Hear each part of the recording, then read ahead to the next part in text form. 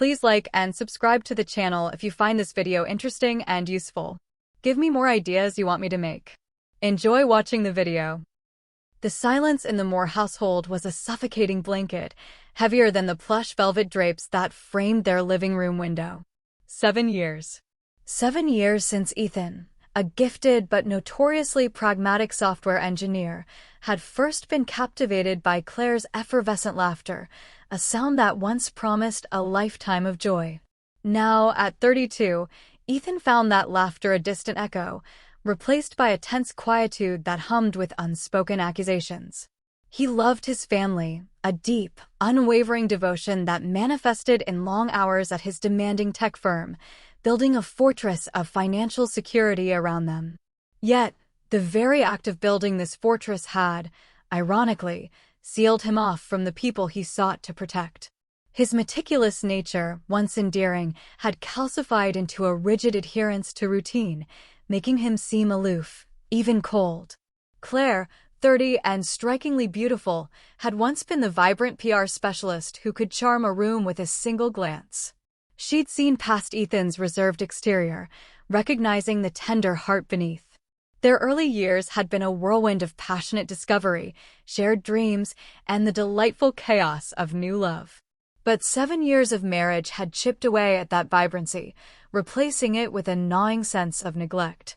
She felt like a beautiful ornament, carefully placed on a mantelpiece, admired but rarely touched. The little gestures, the spontaneous flowers, the lingering kisses, the whispered "I love you" had dwindled, replaced by the mundane rhythm of cohabitation. Their son, 6-year-old Leo, a bright-eyed boy with a mischievous grin, remained the fragile, yet resilient thread that still bound them, an innocent casualty in the silent war waged between his parents. The cracks in their foundation had begun subtly, almost imperceptibly, like hairline fractures in a priceless vase. Dinner conversations, once animated exchanges about their days, had devolved into a perfunctory clinking of cutlery against porcelain, punctuated only by Leo's innocent chatter. The unspoken words hung heavy in the air, congealing into a dense fog of resentment. Each argument, sparked by the most innocuous of triggers, a forgotten chore, a late arrival, a misspoken word, quickly escalated, fueled by a deep-seated frustration that both refused to acknowledge. Ethan, ever the logical analyst, had begun to piece together a disturbing pattern. Claire's increasingly frequent late nights, attributed to client dinners or networking events, no longer rang true. Her once open phone, now guarded like a national secret, was a constant source of anxiety.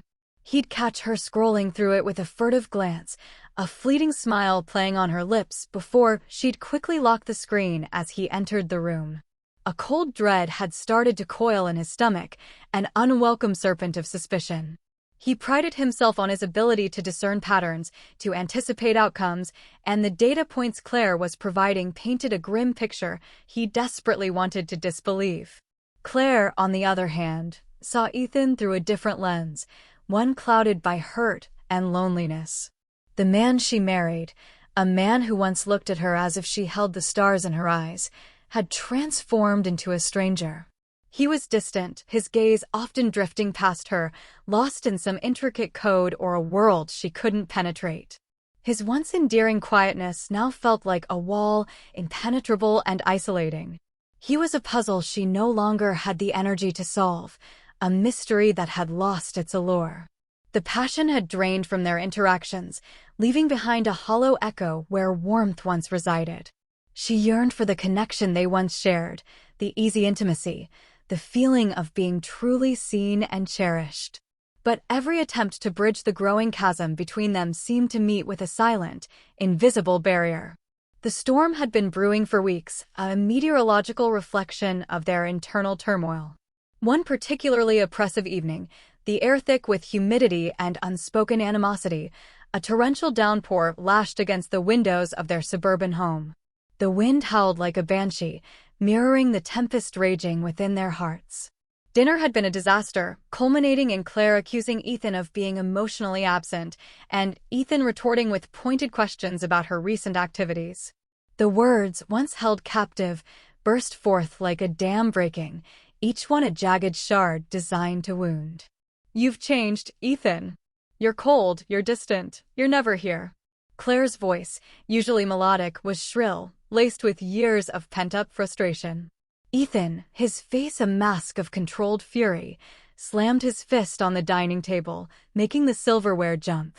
"And you, Claire? You're never here either. Always out, always on your phone. What are you hiding?" "Hiding," she scoffed, a bitter laugh escaping her lips. "Maybe I just need some life outside of this prison you've built. Maybe I need someone who actually sees me." The accusation hung in the air, a poisoned dart. Ethan felt a visceral stab of pain, a betrayal that cut deeper than any words. He knew, with a certainty that chilled him to the bone, what she was implying. His mind, usually so rational, snapped.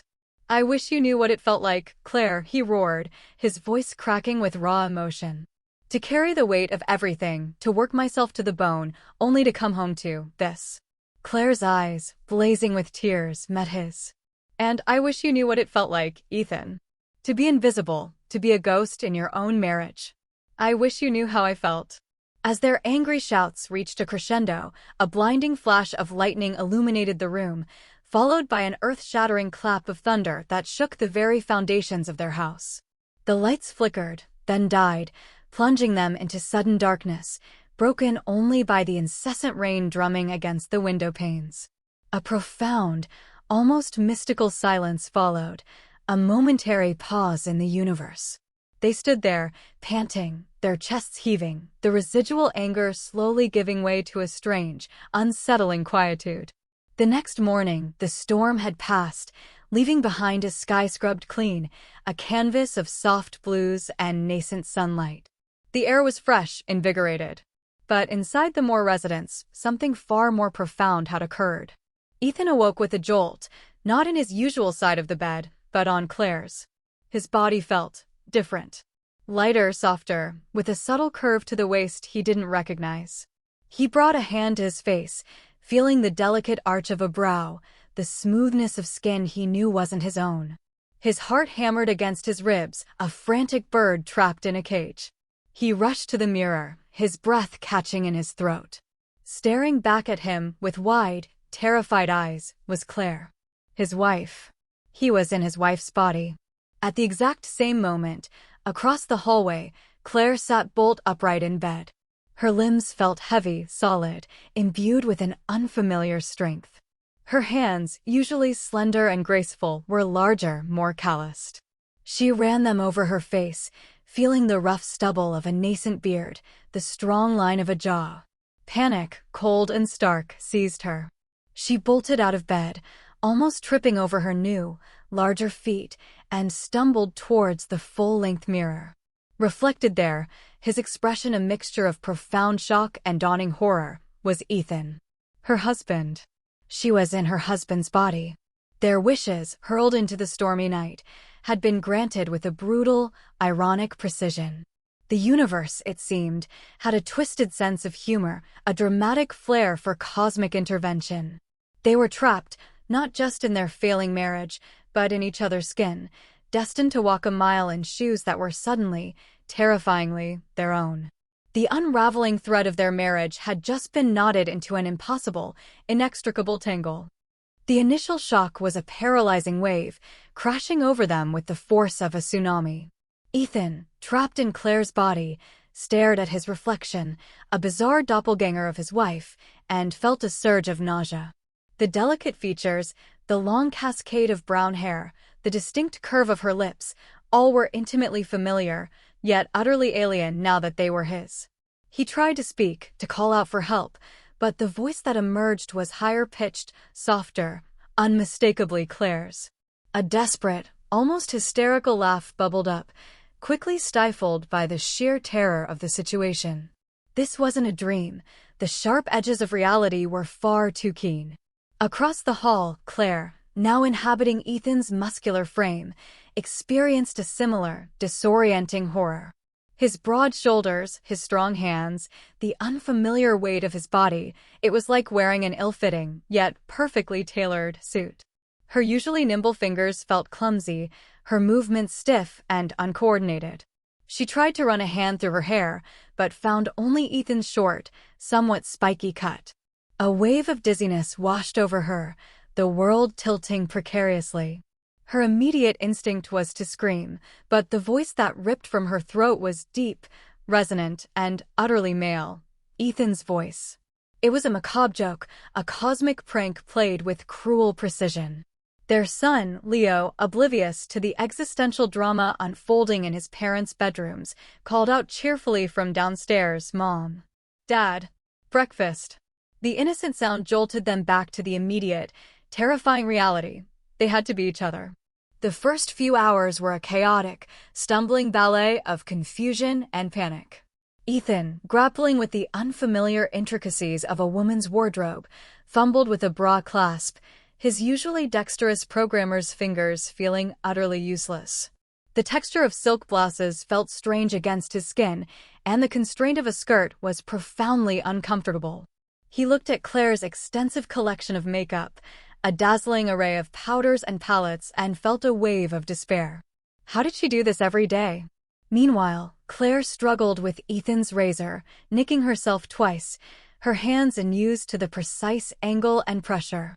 She felt a profound sense of claustrophobia in his formal work clothes, the starched collar a choke point around her neck. Breakfast was a torturous affair.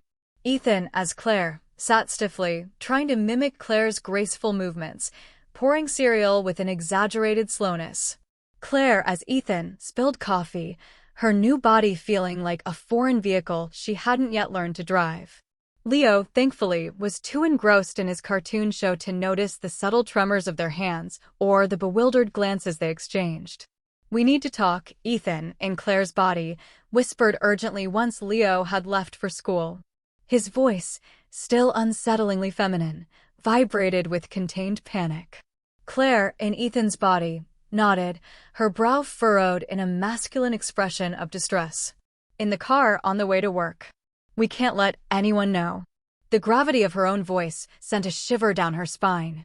The drive to their respective offices was a bizarre, whispered conference, punctuated by frustrated sighs and frantic brainstorming. They quickly established ground rules: speak as little as possible, observe everything, and for God's sake, don't blow their cover. Ethan's first day as Claire was an immediate, brutal immersion into a world he had only ever observed from a distance. Stepping into Claire's bustling PR agency was like entering a different dimension. The air hummed with nervous energy, the clatter of keyboards, and the incessant ring of phones. His usual sanctuary was the quiet, logical world of code. This was a vibrant, often superficial, ecosystem of personal branding and public perception. His first shock came from the sheer visibility of being a woman in this environment. Every glance, every casual interaction felt magnified, imbued with an underlying scrutiny he'd never experienced. He caught male colleagues' eyes lingering a beat too long, their smiles carrying an unspoken subtext. The casual camaraderie he was used to in his male-dominated engineering firm was replaced by a complex web of alliances and subtle power plays among the women. A constant undercurrent of unspoken judgment and competition he felt ill-equipped to navigate. Then there was Mark. Mark Jenkins. Claire's colleague, a charming, smooth-talking account executive with an easy smile and eyes that held a knowing glint. From the moment Ethan, as Claire, walked in, Mark was there, a shadow, a presence, a problem. "Morning, Claire." Looking radiant as ever, Mark purred, leaning against her desk, a hand casually brushing her arm. His gaze was too familiar, too possessive. Ethan's stomach churned. He forced a strained smile, trying to channel Claire's usual graceful composure. "Just got that new pitch deck sorted. Want to grab lunch to go over it?" Ethan's mind raced. Lunch? With him? He needed to maintain Claire's persona, but his instinct was to recoil. He cleared his throat, the sound a strange echo in his ears. Maybe later, Mark. I have a lot on my plate this morning." Mark's smile didn't waver, but his eyes narrowed imperceptibly. "Suit yourself, darling. But don't work too hard. You know what they say about all work and no play." He winked, then walked away, leaving Ethan feeling a profound sense of unease. The way Mark said "darling" was not a friendly endearment. It was an intimate declaration, heavy with implication. Ethan felt a cold dread settle in. This was more than just a colleague. Meanwhile, Claire's experience as Ethan was equally disorienting. She arrived at Ethan's tech firm, a sprawling campus of glass and steel, feeling like an imposter in a foreign land. The quiet hum of servers, the intense focus of the engineers hunched over their keyboards, the complex diagrams on whiteboards, it was all Greek to her. Her usual domain involved crafting compelling narratives and managing public image. Ethan's world was one of binary code, algorithms, and logical constructs. She was immediately thrust into a high-stakes meeting about a critical software bug, a problem that threatened to derail a major project. The technical jargon washed over her, a torrent of unintelligible terms. She nodded vaguely, trying to look intelligent, praying no one would ask her a direct question. The pressure was immense, a crushing weight she'd never had to bear. She saw the exhaustion etched on the faces of Ethan's team, the deep lines of worry around their eyes. This wasn't just a job, it was a constant intellectual battle, a relentless pursuit of perfection with unforgiving deadlines. The profound loneliness of Ethan's work life was another stark revelation. Unlike her bustling, social office environment, Ethan's colleagues were largely introverted, communicating in shorthand, focused solely on their screens. There was no casual banter, no coffee breaks filled with gossip, just a quiet, almost monastic devotion to their tasks. Claire realized that Ethan often ate lunch alone at his desk, surrounded by takeout containers and lines of code. The image of her husband, hunched over his computer, silently toiling away, resonated with a sudden, painful clarity. He wasn't cold, he was simply consumed, isolated by the very complexity of his work. Over the next few days, their initial panic began to morph into a reluctant understanding. Ethan, now forced to inhabit Claire's daily life, started to grasp the insidious nature of her professional world. He experienced firsthand the constant need to present a flawless image, the subtle power plays, the endless networking events, and the emotional labor involved in managing client expectations. He understood her exhaustion, the mental toll of maintaining a public persona. He also felt the sting of casual sexism, the dismissive attitudes, and the objectification that women often faced, things he, in his male privilege, had never truly perceived. And Mark was a constant, unsettling presence, his actions becoming increasingly intimate, bordering on harassment. He'd leave suggestive notes, offer lingering touches, and constantly push for after-work drinks, forcing Ethan, as Claire, to expertly dodge his advances without raising suspicion. Claire, meanwhile, was drowning in Ethan's responsibilities. She spent hours poring over technical documents, trying to decipher their meaning, her head throbbing with unfamiliar concepts. She felt the crushing pressure of deadlines, the fear of making a critical mistake that could cost the company millions. She understood now why Ethan was often so quiet, so preoccupied. His mind was constantly working, solving problems, anticipating failures. She saw the genuine passion he had for his craft, the immense satisfaction he derived from building something complex and elegant, but also the sheer, unyielding demand it placed on him. She realized he wasn't being cold or distant. He was simply mentally exhausted, his reserves depleted by the relentless demands of his work. His efforts to provide for them, to maintain their comfortable life, were not born of indifference, but of a deep, if unspoken, love. One evening, after another grueling day of pretending, they sat in their living room, the quiet tension replaced by a fragile, newfound empathy. I didn't realize Claire as Ethan began, her voice hoarse. Your work, it's so isolating. And the pressure, it's immense. You're not cold, Ethan. You're just carrying so much. Ethan, as Claire, looked at her, his eyes, through Claire's face, filled with a newfound understanding. And yours, Claire, he replied, his voice soft. The constant scrutiny, the need to always be on, the way some of your colleagues behave. He paused, a flicker of anger in his eyes as he thought of Mark. It's a different kind of burden. I always thought you just loved the spotlight, the attention. I didn't see the cost. For a brief, precious moment, a bridge formed between them, forged in the crucible of their swapped realities. They saw each other, truly saw each other, for the first time in years. The resentment began to recede, replaced by a nascent empathy, a fragile understanding that whispered of hope. They had been so consumed by their own narratives, their own perceived hurts, that they had failed to acknowledge the struggles of the other. The body swap, grotesque and terrifying as it was, had cracked open a window into each other's souls. But this fragile peace was destined to be shattered. The seeds of Ethan's suspicion had been planted long before the swap, and his time in Claire's body was about to water them, turning them into a venomous, all-consuming plant. He had seen enough of Mark's behavior, felt enough of his intimate advances, to know that something was deeply, dangerously wrong. The truth, festering beneath the surface, was about to erupt, poisoning their fragile truce and setting them on a path from which there would be no return. The fragile détente they had forged, born from shared discomfort and newfound empathy, felt like a brief, shimmering oasis in a vast desert. For a few days, a tentative truce settled over the Moore household.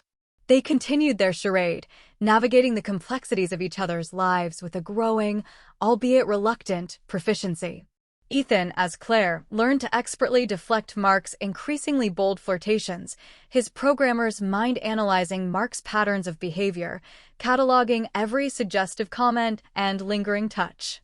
Claire, as Ethan, began to grasp the intricate logic of code, finding a strange satisfaction in debugging a stubborn program, understanding the quiet thrill Ethan must have felt in mastering such complexities.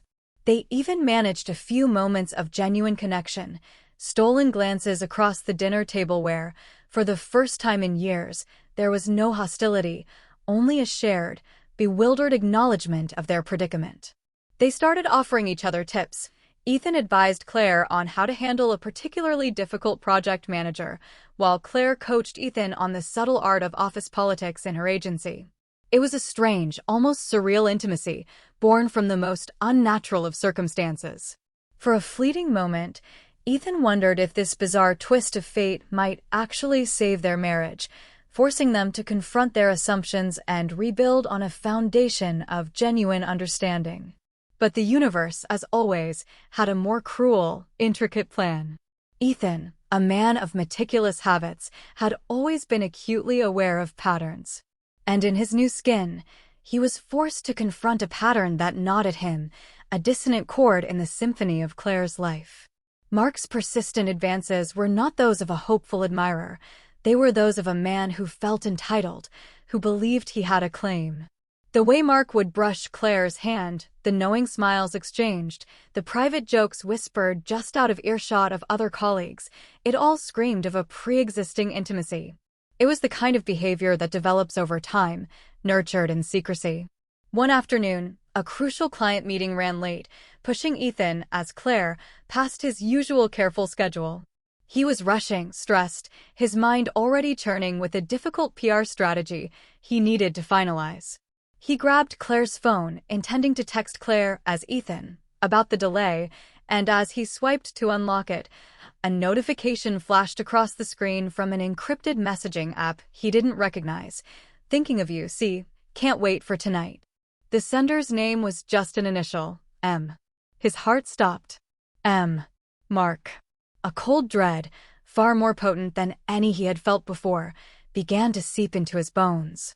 His programmer's instincts, trained to seek out anomalies and expose hidden errors, kicked into overdrive.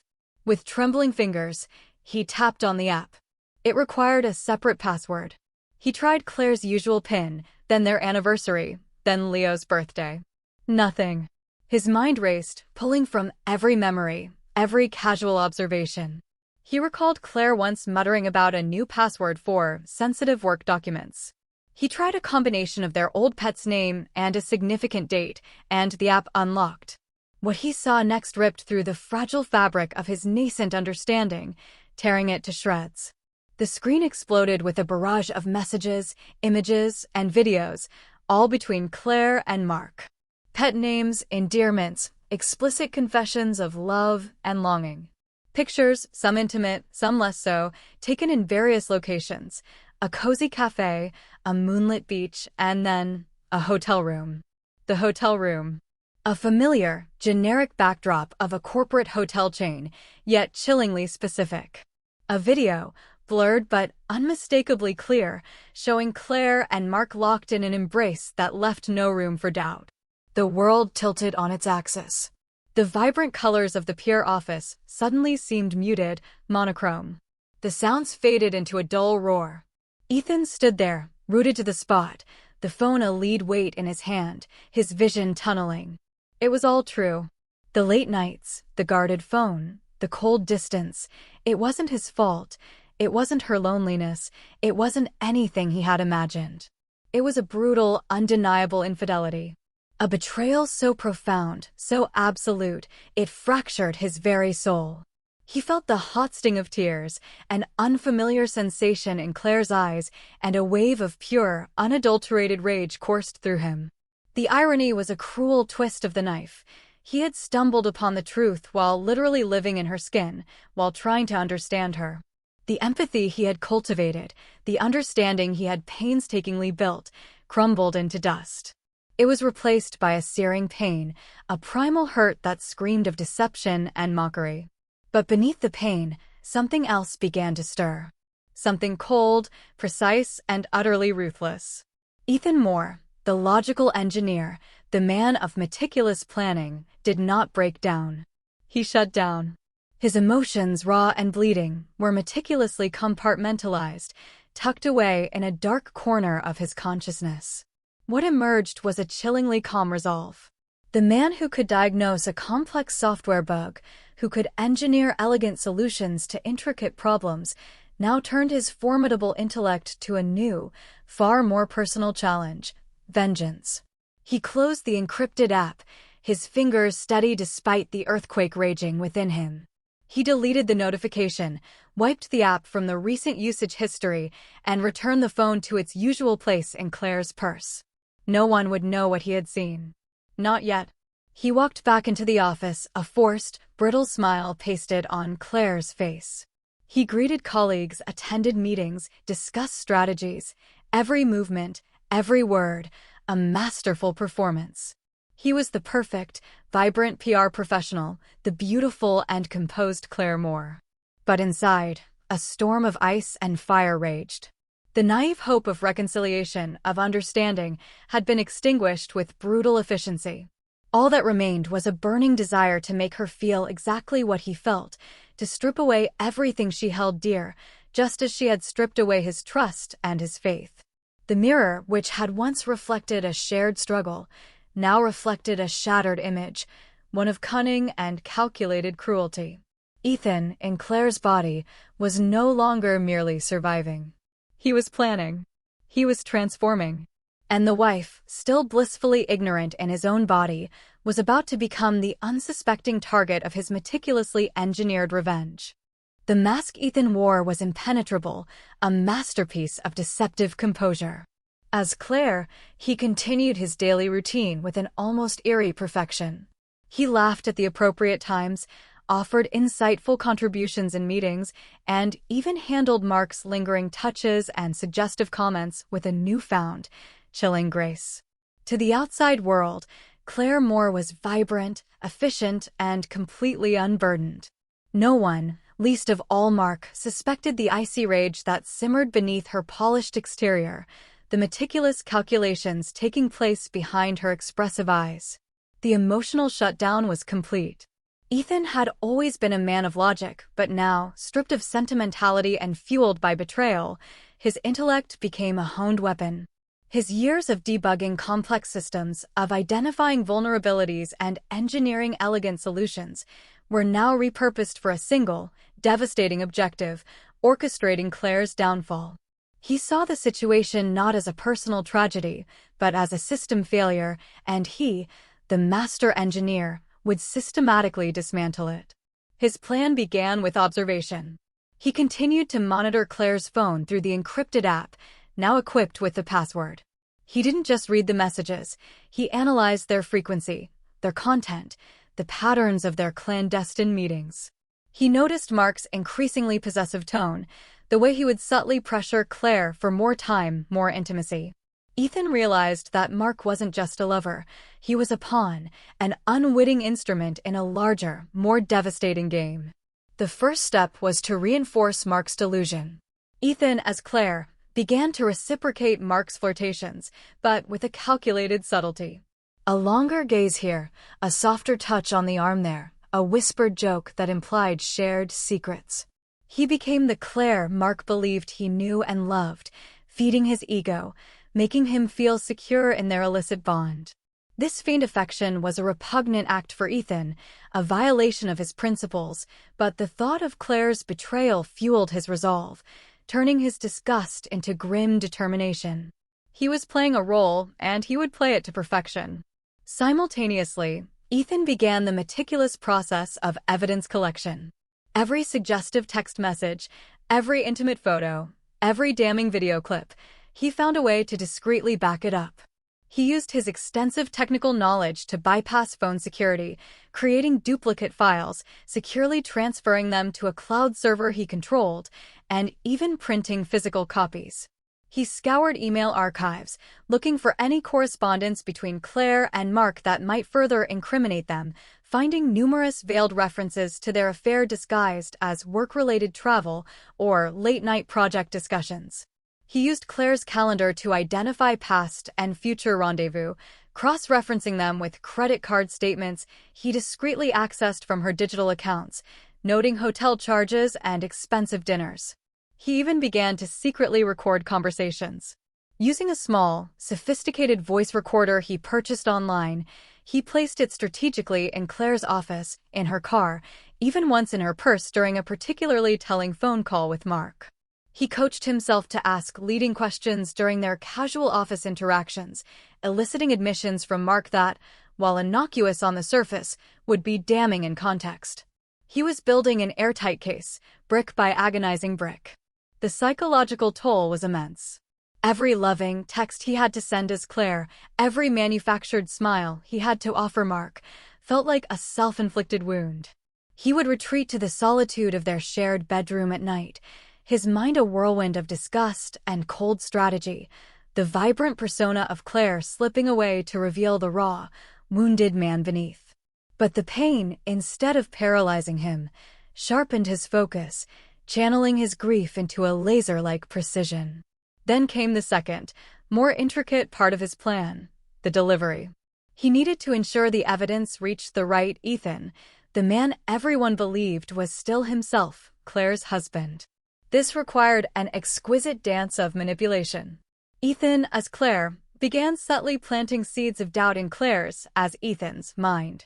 He'd casually mention Mark's name in conversation, observing Claire's reaction. He'd accidentally leave Claire's phone unlocked on the coffee table, a single, ambiguous text from Mark visible on the screen, only to quickly realize his mistake and snatch it away. He'd sigh dramatically, talking about the stress of her job, the demands of her boss, knowing that Claire, as Ethan, would interpret these as genuine frustrations from his wife, not carefully constructed cues from her betraying husband. He then set up an anonymous email account, routing it through multiple proxies to ensure untraceability. To this account, he would occasionally send encrypted files containing small, tantalizing snippets of evidence. A blurred photo of Claire and Mark holding hands, a brief, muffled audio clip of Mark whispering something suggestive. Each piece was carefully chosen, just enough to fuel suspicion, but not enough to reveal the full extent of the betrayal or the source. The goal was to make Claire, as Ethan, believe that someone else was sending him these warnings, perhaps a concerned colleague or a jealous rival. He wanted her to feel the slow burn of paranoia, to be consumed by the same doubts he had endured. Claire, in Ethan's body, was indeed beginning to feel a creeping unease. The man she believed to be her husband, Ethan, in her body, had changed. The initial empathy, the fragile understanding they had found, had evaporated, replaced by an unsettling coldness. Claire's smiles were too perfect, her eyes, though beautiful, held a distant, almost predatory glint. The way she moved, spoke, even the subtle inflections of her voice, they were still Claire's, but imbued with an unfamiliar sharpness, a calculating precision that sent shivers down Claire's as Ethan's spine. She noticed the subtle shifts. Claire was spending more time on her phone, often with an intensity she'd previously attributed to Ethan's work. She was less spontaneous, more guarded. When Claire, as Ethan, tried to reach out to discuss their predicament, Claire would deflect, citing work stress or an early night. The warmth that had briefly flickered between them was now extinguished, replaced by a chasm even wider than before the swap. And then there were the anonymous emails. They started subtly, a strange attachment in his junk mail folder, a blurry image. At first, Claire, as Ethan, dismissed them as spam. But then the content became more specific, more targeted, hinting at her wife's clandestine activities. A growing panic began to seize her. Could Ethan really be cheating? The thought was absurd, yet the evidence, however fragmented, was unsettling. She felt a profound sense of anxiety, a gnawing worry that she couldn't articulate. She tried to discuss it with Claire, but she always dismissed her concerns with a dismissive wave of the hand, or a perfectly constructed excuse.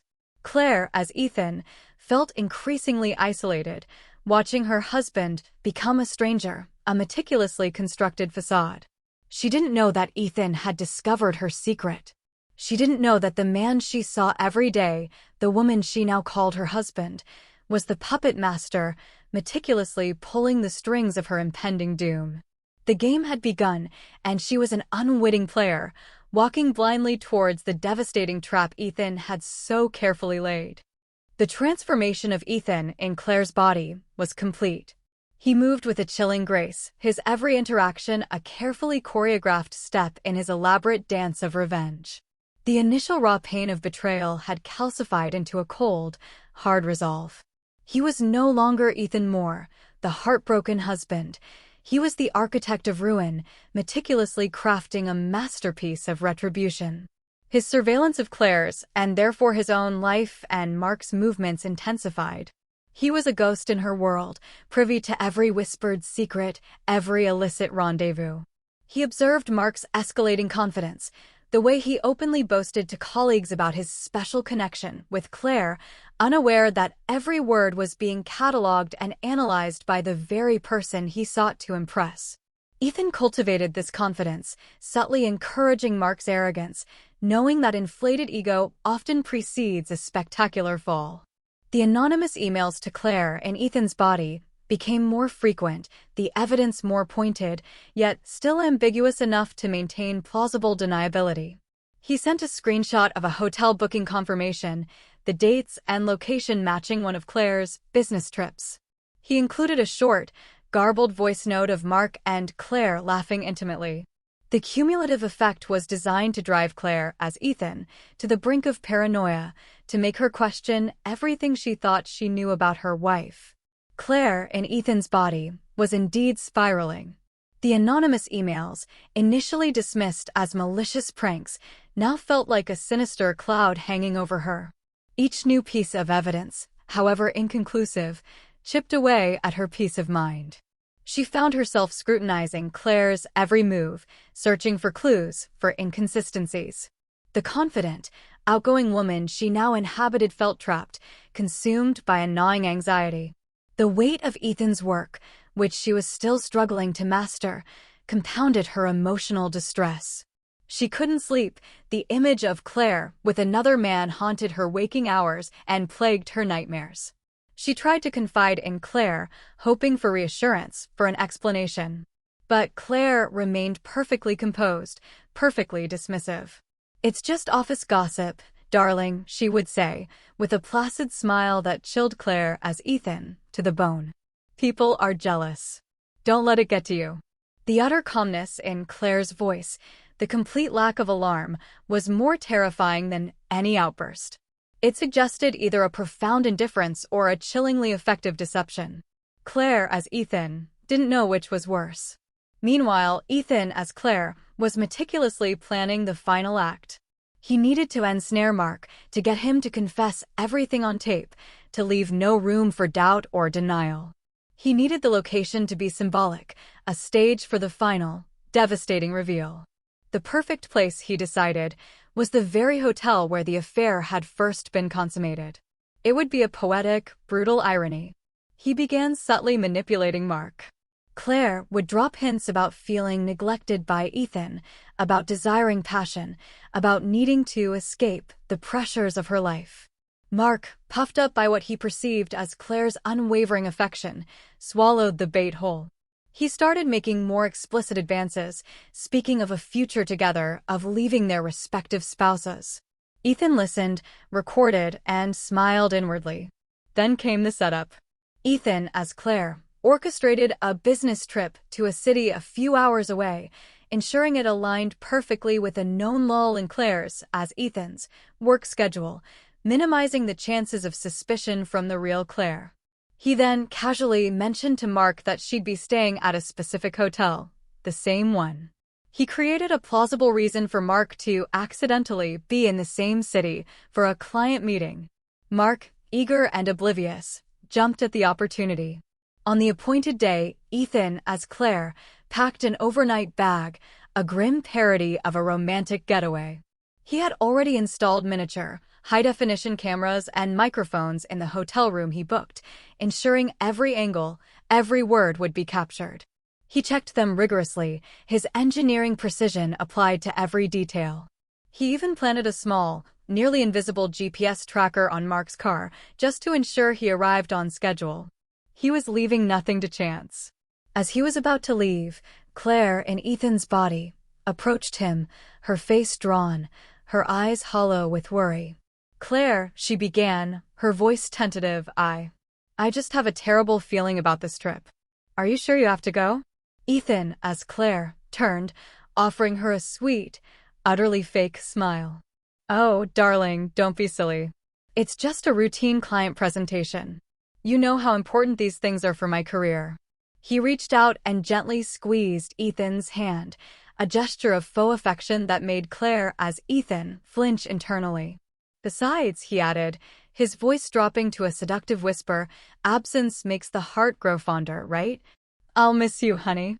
Claire, as Ethan, could only stare, a profound sense of helplessness washing over her.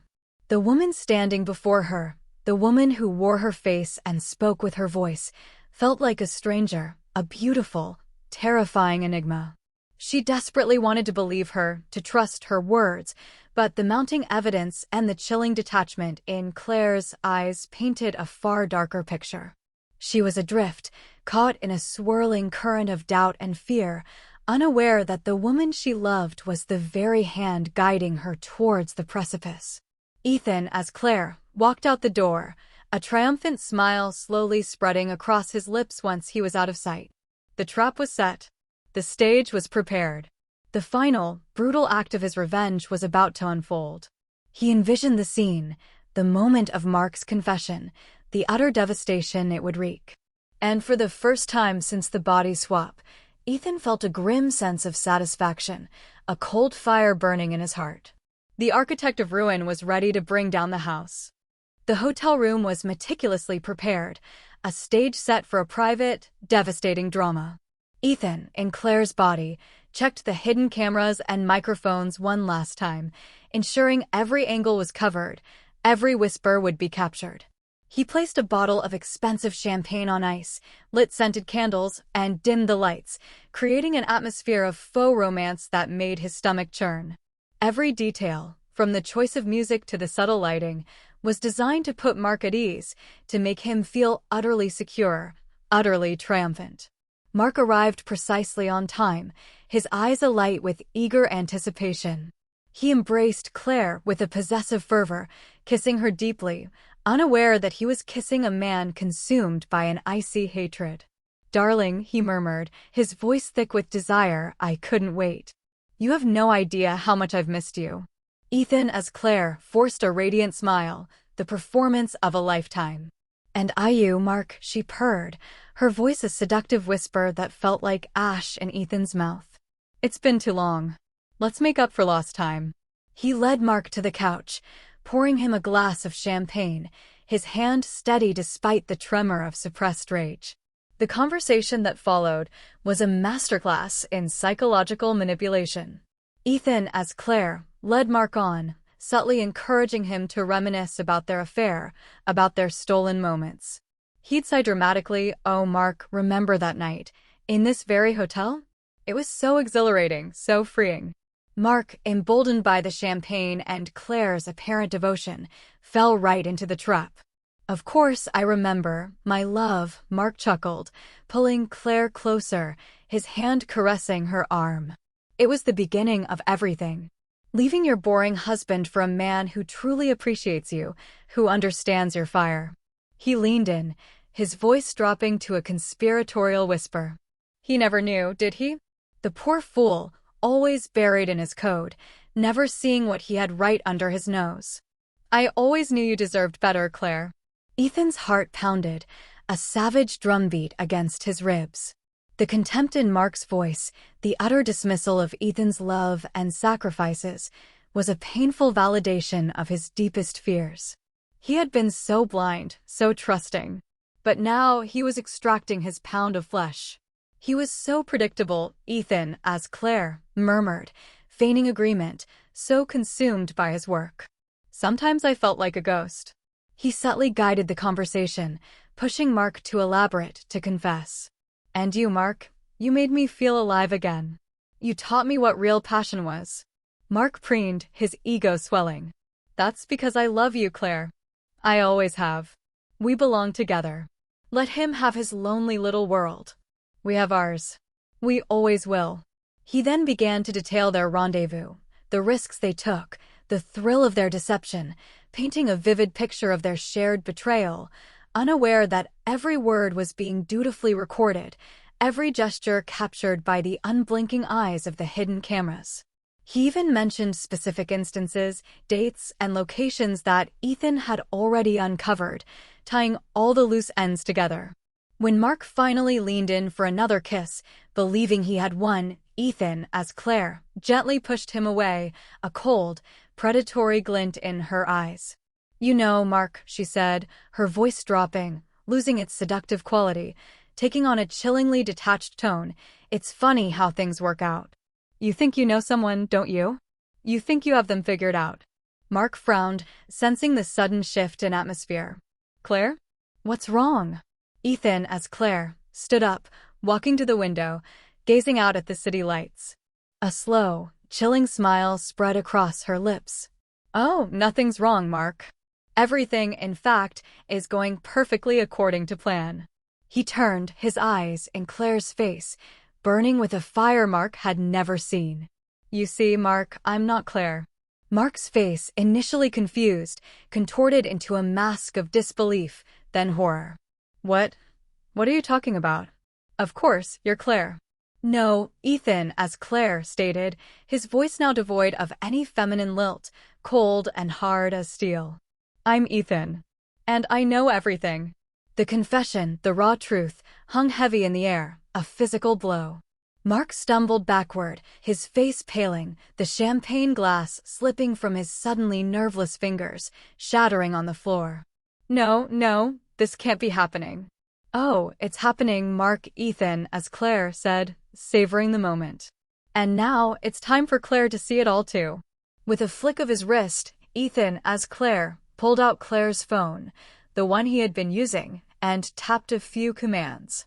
He then opened a pre-composed email, loaded with all the incriminating evidence, the comprehensive dossier of texts, images, videos, audio recordings, and financial records. The recipient was already pre-selected. His own personal email address, the one Claire, as Ethan, was now constantly checking, consumed by the anonymous warnings. He pressed send. The digital package of ruin, a culmination of his meticulous planning, was now irreversible.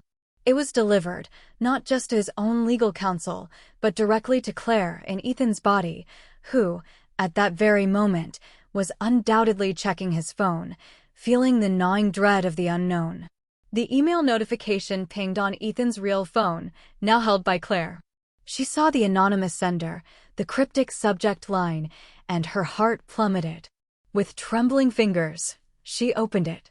The flood of evidence, clear, undeniable, explicit, washed over her. Her world, which had been teetering on the edge, now crashed down around her. The sheer volume, the irrefutable clarity of the betrayal, left her breathless, stunned into a horrified silence. Ethan, as Claire, watched Mark, who was now weeping openly, his pathetic pleas falling on deaf ears. "It's over, Mark," he stated, his voice final. "For you, for her, for everything you thought you had. Now, you both get to feel exactly what I felt." As Ethan turned to walk out of the hotel room, leaving Mark in the wreckage of his confession, another blinding flash of lightning split the night sky, followed by a thunderclap that rattled the very foundations of the building. It was an exact echo of the storm that had first initiated the swap. A profound, almost mystical energy pulsed through the room, a strange hum that vibrated in Ethan's bones. He felt a sudden, dizzying lurch, as if the ground beneath him had vanished. The delicate frame of Claire's body felt strangely heavy, then lighter, then profoundly different. The sensation was disorienting, a violent realignment of every cell. He stumbled, catching himself on the doorframe, his vision blurring. When his vision cleared, he looked down at his hands. They were larger, stronger, covered in the familiar, faint scars of his own life. He felt the weight of his own clothing, the familiar cut of his trousers, the solid presence of his own body. He rushed to the mirror on the hotel room wall, his heart hammering with a terrifying certainty. Staring back at him was Ethan Moore. His own face, his own eyes, now filled with a triumphant, yet utterly weary, vindication. The swap was over. He was back. At the exact same moment, in their suburban home, Claire, in Ethan's body, crumpled to the floor, the phone still clutched in her hand, the devastating evidence still displayed on the screen. The torrent of emotions, shock, shame, regret, and a dawning, horrifying realization, threatened to overwhelm her. As she stared at the screen, tears blurring her vision, another blinding flash of lightning lit up the room, and a thunderous roar echoed through the house. She felt the same disorienting lurch, the same violent realignment. Her larger hands felt foreign, then smaller, more delicate. The heavy suit jacket felt alien, then comfortably familiar. She gasped, looking down at her own slender arms, her own graceful fingers. She rushed to the nearest reflective surface, a polished picture frame, and stared at her own face, Claire Moore's face, etched with a profound despair. The swap was over. She was back. Ethan had regained his body, his identity, and with it, absolute control. Claire was left with nothing but the devastating proof of her own undoing, delivered by the very man she had betrayed, a man who had walked in her shoes, seen her world, and meticulously orchestrated her ruin from within. The game was won. The world, for Claire, had fractured into irreparable pieces.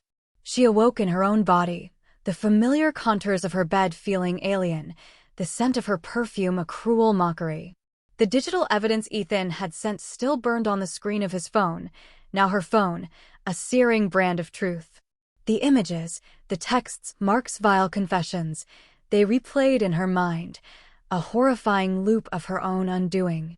Shame, a suffocating blanket, enveloped her. The irony was a bitter, searing pain.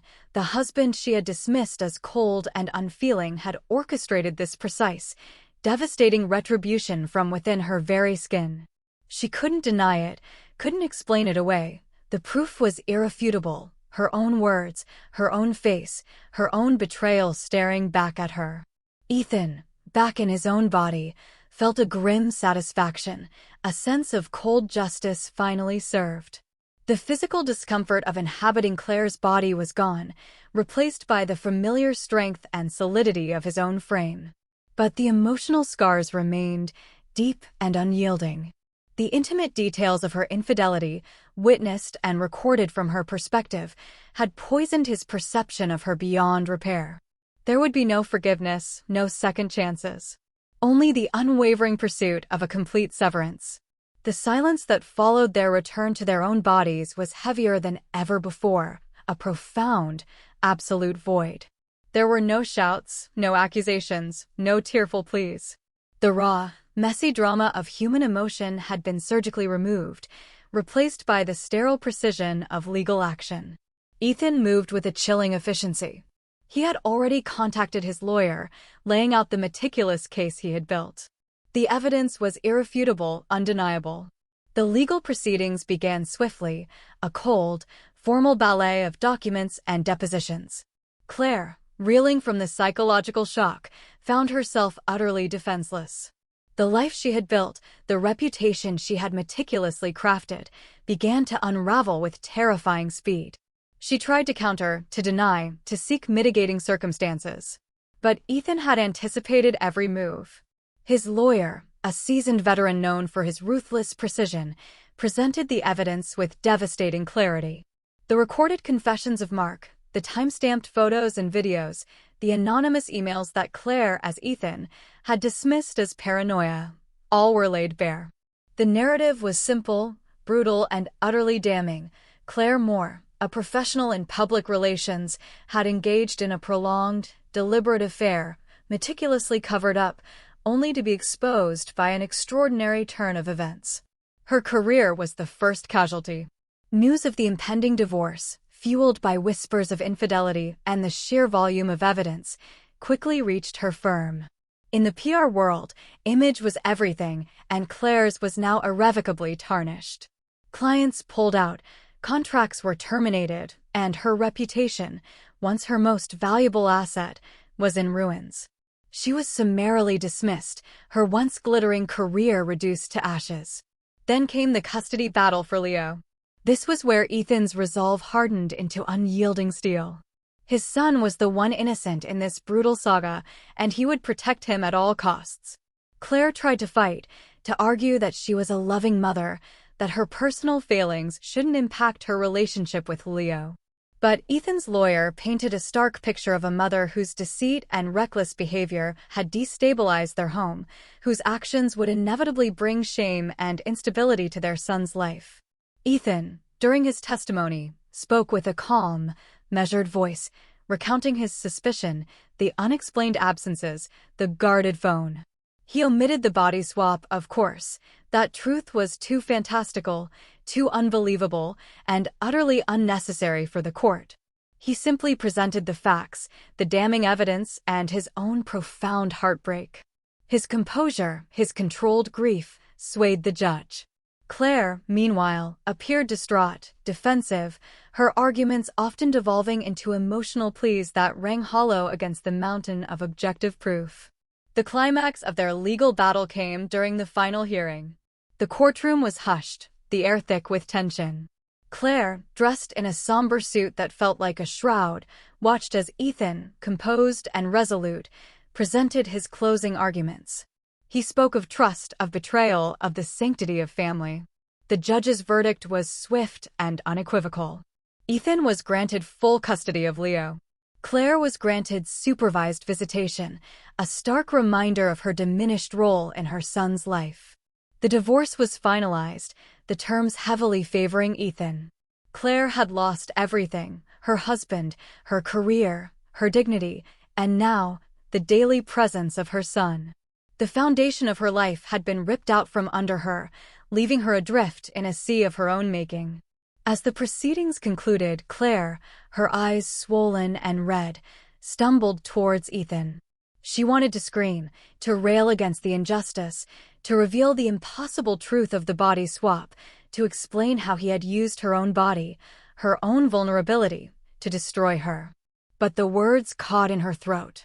Who would believe her? It sounded like the ravings of a desperate, defeated woman. Ethan stood before her, his face a mask of weary resolve, devoid of triumph, yet unyielding. As he turned to walk away, a ghost of his former self, he paused and leaned in close, his voice a low, chilling whisper meant only for her ears. "Now you know how I felt." Claire froze, the blood draining from her face. The words, simple yet devastating, resonated with a profound, almost cosmic irony. He had made her walk in his shoes, he had made her feel the weight of his betrayal, and he had done so by living her life, by becoming her. Tears streamed down her face, hot and agonizing. She wanted to retort, to tell him, "But you did this because you were me. You used my body to destroy me." But the words remained trapped, an unspoken scream. The ultimate, most bitter truth of all was that she could not, would not, reveal the secret of the body swap. It was too insane, too unbelievable, and would only serve to further cement her image as a woman unhinged. She was trapped in her own consequence, a prisoner of her own betrayal, silenced by the very impossibility of her story. The unforgiving scales of justice, manipulated by a vengeful husband who had seen through her eyes, had weighed her life and found it wanting. The world moved on, indifferent to Claire's shattered existence. She was a pariah, a cautionary tale whispered in the hushed corridors of the PR world. Her once bustling apartment now felt cavernous, filled with the ghosts of a life she had systematically dismantled. The phone, once a lifeline of connection, now only rang with automated messages or the strained, formal tones of her legal team. Her supervised visits with Leo were agonizing, filled with his innocent questions about why Mommy and Daddy don't live together anymore, questions she couldn't fully answer, shielded as he was from the ugly truth. Each visit was a stark reminder of what she had lost, a raw wound reopened again and again. Ethan, meanwhile, embarked on the difficult journey of rebuilding his life with Leo. They moved out of the suburban house, a place now steeped in bitter memories, seeking a fresh start in a new city. He found a new job, equally demanding but offering a clean slate. He dedicated himself to Leo, becoming both father and mother, pouring all his love and energy into creating a stable, secure environment for his son. The sharp edges of his grief slowly began to dull, replaced by a quiet determination. He rarely spoke of Claire, not out of malice, but because the chapter felt definitively closed, sealed by an act of cosmic intervention and human betrayal. Yet, the body swap left an indelible mark on both of them, a phantom limb of experience that would forever alter their perceptions. For Ethan, the experience of being Claire had been a brutal education. He had seen the world through her eyes, felt the constant scrutiny, the subtle pressures, the emotional labor of her career. He understood the loneliness she had articulated, the feeling of being overlooked. But that understanding had been poisoned by the discovery of her infidelity, transforming empathy into a tool for retribution.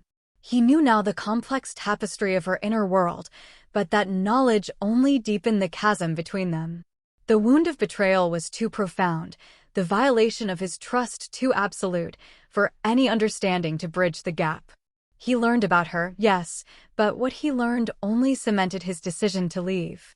For Claire, the time spent in Ethan's body was a tormenting echo. She had felt the immense weight of his responsibilities, the isolating nature of his work, the constant mental strain. She had glimpsed his quiet devotion to providing for his family, a dedication she had once mistaken for coldness. She knew now the struggles he endured, the silent battles he fought. But that newfound empathy was now inextricably linked to her own downfall.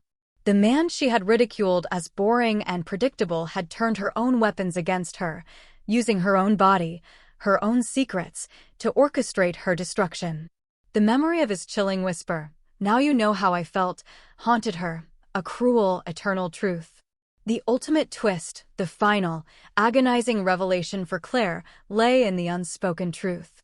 She knew, with every fiber of her being, that Ethan's ability to unravel her secrets, to gather such damning evidence, to even know where to look, stemmed directly from his time in her body.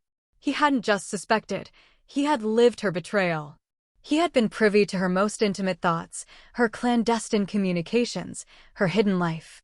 The depth of his knowledge, the surgical precision of his revenge, was a direct consequence of their impossible exchange.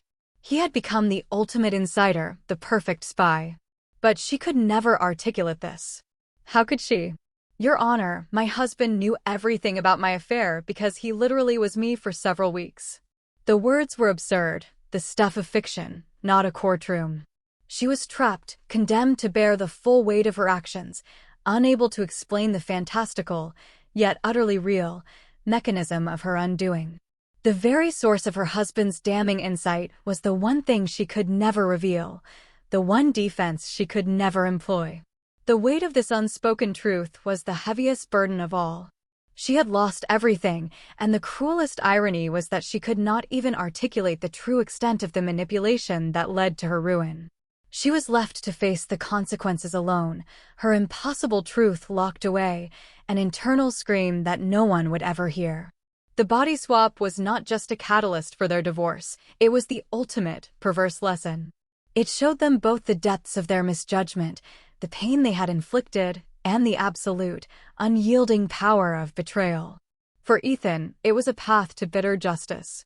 For Claire, it was a descent into an isolation so profound, it threatened to consume her entirely. The mirror, once shattered, now reflected only fragmented memories and the echo of a whisper that would haunt her for all her days. Months melted into a year, then two. The sharp edges of grief and anger, for Ethan, had finally softened. He and Leo had settled into their new life in Portland, a city of green landscapes and a quieter, more contemplative pace. Their apartment, with its views of the Willamette River, slowly became a sanctuary, filled with Leo's laughter and the comfortable rhythm of a father and son navigating life together. Ethan had consciously worked to shed the rigid, almost robotic shell he had built around himself. The body swap, grotesque as it had been, had forced him to confront his own emotional shortcomings, his tendency to withdraw and intellectualize his feelings. While the betrayal was unforgivable, the introspection it triggered was undeniable. He had seen firsthand the loneliness Claire had felt, the human need for connection he had, in his own way, neglected. He learned to be more present, more attuned to Leo's needs, and to allow himself moments of vulnerability. He was still a brilliant engineer, but now he balanced his demanding career with a renewed focus on life outside of work. He coached Leo's soccer team, took him on hiking trips in the Cascades, and spent evenings reading fantastical stories, their heads together, sharing genuine laughter. The fortress he had once built for his family was no longer just financial, it was emotional, built on communication and shared experiences. One crisp autumn evening, after Leo was asleep, Ethan sat at his desk, the city lights twinkling outside his window. He was organizing some old papers, a task he often found therapeutic. Tucked away in a forgotten box, beneath a stack of old blueprints, he found it, a small, intricately carved wooden box. He hesitated, then opened it. Inside, nestled on a bed of faded velvet, lay his old wedding ring, solid and unyielding. Beside it, surprisingly, was Claire's, the delicate band he had placed on her finger 7 years ago. He picked up his own ring, feeling its familiar weight. It no longer sparked the searing pain it once had, nor the burning desire for vengeance. There was only a quiet ache, a recognition of a dream that had died. The rage had subsided, replaced by a profound, if melancholic, peace. He had found his justice, he had rebuilt his life, and he had protected his son.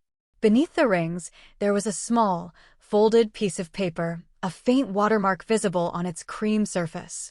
It was his own handwriting from years ago, a note he had written to himself after a particularly difficult project, a reminder to keep perspective. He had forgotten about it entirely. He unfolded it gently. The words, written in his precise, neat script, seemed to resonate with a new, profound meaning, transcending their original context. Forgiveness is not forgetting. It is remembering, but no longer hurting.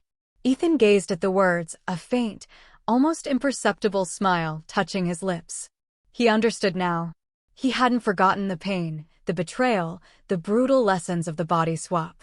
Those memories would forever be a part of his story, a scar on his soul. But they no longer controlled him. The anger, the desire for retribution, had faded. He had found a way to remember without being consumed by the hurt. It wasn't forgiveness in the traditional sense, not a reconciliation, but a release. A liberation from the chains of resentment. He picked up both rings, turning them over in his fingers. They were symbols of a past that was irrevocably gone, a narrative that had closed. He placed them back in the wooden box, then carefully closed the lid. This time, instead of burying it away in a forgotten corner, he placed the box on his bookshelf, among his most treasured books. It was no longer a hidden wound, but a testament to a chapter of his life, a lesson learned. He stood up, walked to the window, and looked out at the twinkling lights of the city. A profound sense of lightness settled over him, a feeling of having finally shed the heaviest burdens. He was no longer just a survivor, he was thriving. He was a father, a man who had faced unimaginable betrayal and found a way to heal, to rebuild, to move forward. The architect of ruin had become the architect of renewal, not just for his life, but for his heart. And in that moment, he smiled, a genuine, unburdened smile, ready for whatever new chapters life held in store, his heart unlocked, remembering, but no longer hurting.